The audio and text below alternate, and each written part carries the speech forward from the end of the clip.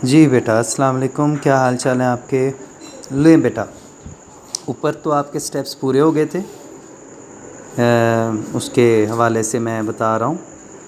Biological जो problems होती हैं उनको सॉल्व करने के हवाले से जो मेथड्स हैं। अब हमने एक स्टडी करना है मलेरिया को एज एन एग्ज़ाम्पल, और उस पर ये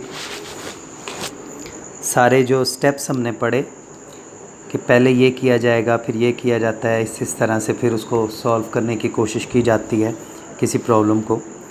तो उस हवाले से मलेरिया को एज एन एग्ज़ाम्पल लेंगे हम। तो उसमें कहता है वही नौ, malaria is a common disease, ये एक आम बीमारी है in many countries including Pakistan. We will go through the history of this disease to know how biology solved the biological problem concerning the cause and transmission of malaria। Common बीमारी है जी सारे ममालिक में इंक्लूडिंग पाकिस्तान। तो कहते हैं कि हम इसकी तारीख़ पढ़ेंगे मलेरिया की, और उस तारीख़ के हवाले से ये भी पढ़ेंगे कि किस तरीके से बायोलॉजिस्ट ने बायोलॉजिकल जो एक वे है, एक मेथड है, उसको इस्तेमाल करते हुए इस बीमारी की वजूहात और इसकी ट्रांसमिशन एक से दूसरे में जाना, उसके बारे में पढ़ा था। और एक फ़ैसला कुन एक्सपेरिमेंट भी किए गए इसके बारे से, मतलब कि बायोलॉजिकल तरीके से इसको सॉल्व किया गया था मलेरिया को। ठीक है, ये बड़ी पुरानी बीमारी है। In ancient times more than 2000 years ago, तकरीबन 2000 साल पहले, physicians were familiar with malaria. कहा जाता है कि तकरीबन 2000 साल पहले जो फिजिशियंस थे उस वक़्त के, जो भी डॉक्टर्स वगैरह होंगे, उनका सामना इस बीमारी से हुआ first time. They described it as a disease of chills and fevers with recurring attack. तो उन्होंने इस बीमारी को कहा कि सर्दी और बुखार की बीमारी, इसको एक नाम दिया गया, क्योंकि मलेरिया में आमतौर पे बुखार होता है तेज़, और बहुत ज़्यादा सर्दी लगती है, इवन कि जिस्म कांपना शुरू हो जाता है पेशेंट का। ठीक है जी। They also thought that the stagnant water of marshes poisoned the air, and as a result of breathing in this bad air people got malaria.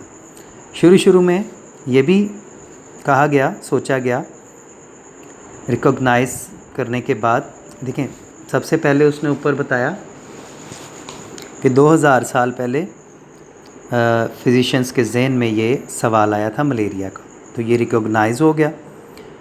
उसके बाद उन्होंने सबसे पहले इसको ऑब्ज़र्व करना शुरू किया। तो ऑब्ज़र्व में किया कि जी सर्दी लगती है, बुखार होता है। फिर उसके बारे में एक हाइपोथेसिस कायम किया आपके सामने उस वक़्त के हिसाब से कि स्टेगनेंट वाटर होता है, मसलन ये जो मार्शेस प्लेसेस होती हैं, जैसे जोहड़, तालाब, दलदली इलाके, वहाँ का पानी पीने से, या फिर वहाँ की जो हवा होती है, बदबूदार हवा, गंदी हवा, उसके ज़रिए से मलेरिया फैलता है। तो ये था इनिशियल स्टेजेस पर कि कैसे उस वक़्त के फिजिशियन ने इसे रिकॉग्नाइज़ किया, क्वेश्चन को कि सवाल क्या है, मसला क्या है, फिर उसके बारे में ऑब्ज़र्वेशंस पेश की, और फिर हाइपोथेसिस कायम किया कि ये गंदी हवा के ज़रिए से होता है। ठीक है, हालांकि ये हाइपोथेसिस दुरुस्त नहीं है, ये आपको आज पता है, लेकिन उस वक़्त तो नहीं था पता। तो फिर इसी हवाले से इस नज़रिए को कायम कर लिया गया कि शायद मार्शेस प्लेसेस जो होते हैं, दलदली इलाकों से आने वाली हवा, इसकी वजह है। इसके हवाले से the Italian word Mala means bad and area means air. इसका नाम माला एरिया, माला मतलब बुरी, गंदी, एरिया मतलब एयर, हवा। तो ये एक इटालियन, ठीक है, अतालवी लफ्ज़ माला और एरिया से इस बीमारी का नाम पड़ा। For further clarifications of the observation some volunteers drank stagnant water from the marches. तो चूँकि हाइपोथेसिस कायम किया जा चुका था कि शायद गंदी हवा, दलदली इलाकों की और गंदा पानी पीने से मलेरिया होता है, लिहाजा कुछ वॉलंटियर्स तैयार हुए, यंग लड़के लड़कियां। उन्होंने कहा जी कि हम अपने आप को पेश करते हैं इसके तजर्बे के लिए। तो उनमें से कई लोगों ने वो स्टेगनेंट वाटर, गंदा पानी पिया। They did not develop malaria, लेकिन हैरानकुन हद तक उनमें उस वक़्त के एतबार से मलेरिया किसी में भी ज़ाहिर ना हुआ।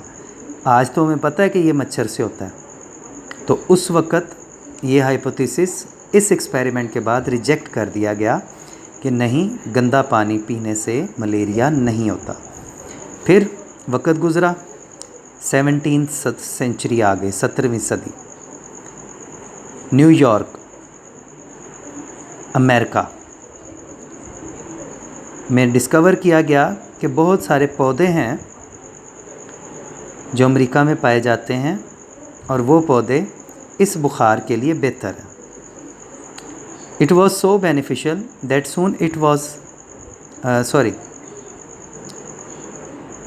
इसके लिए बेहतर है और वो पौधे यूरोप एज ए मेडिसन के तौर पर भेजे जाने लगे। उन पौधों में एक दरख्त था जिसका नाम था बेटा क्यूना क्यूना। कहा यह जाता कि अमेरिका में पाया जाने वाला ये दरख्त क्यूना क्यूना, इसकी छाल, दरख्त की छाल होती है ना, छाल को उतारा और उसका कहवा सा बना के ना, पानी के अंदर उसको उबाल के कहवा सा बना के पिलाने से मलेरिया दूर हो जाता है। काफ़ी इफ़ेक्टिव रहा ये क्यूना क्यूना की जो छाल थी वो पेशेंट्स के लिए। It was so beneficial that soon it was impossible to carry enough bark, bark कहते हैं छाल को, टू यूरोप। क्यूना क्यूना की छाल इसका इलाज था। चूँकि बहुत बड़े पैमाने पर मलेरिया फैलता था तो यूरोप जाती थी छाल, लेकिन जल्दी ही छाल कम पड़ गई और ख़त्म होना शुरू हो गई।